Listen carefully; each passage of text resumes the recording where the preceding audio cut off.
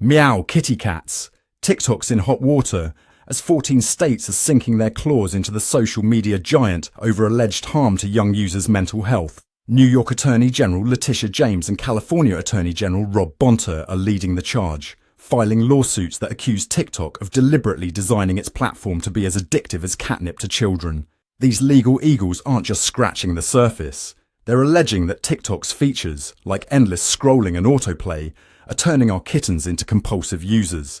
It's like dangling a laser pointer in front of them non-stop. They just can't look away.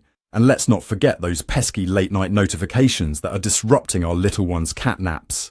But it's not just about keeping kids glued to their screens. These lawsuits are claiming that TikTok's algorithm is a regular Pavlov's bell, triggering a dopamine rush that keeps users coming back for more.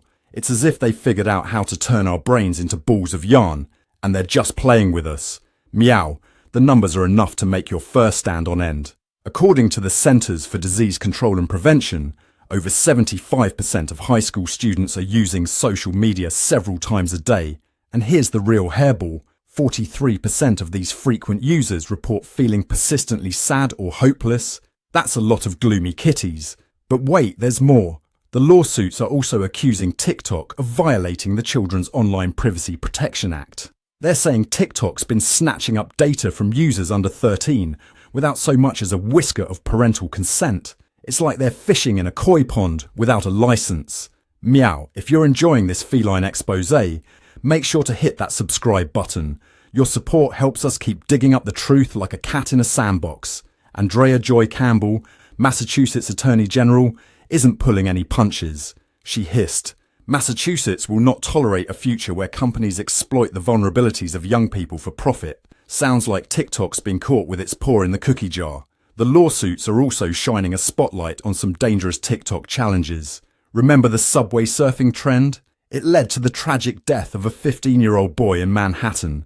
It's like TikTok's encouraging our kittens to play in traffic. TikTok's not taking this lying down though. They're batting back, saying these claims are as off-base as a cat trying to catch its own tail.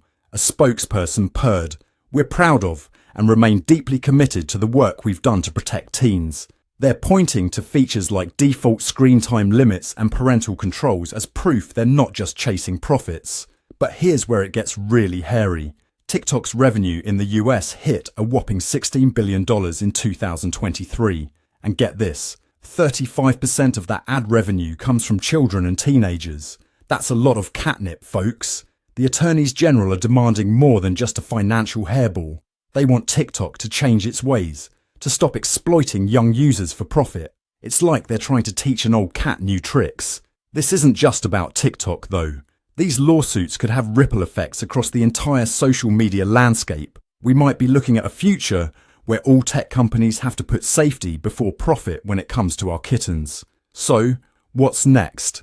Well, if these lawsuits are successful, we could see some major changes in how social media platforms operate. It might be time for these companies to stop treating our children like mice in a maze and start treating them like the precious kittens they are. Remember, folks, the internet can be a jungle out there. It's up to us to keep our kittens safe, whether they're prowling the backyard or scrolling through TikTok. Let's hope these lawsuits lead to a safer online playground for all our furry friends.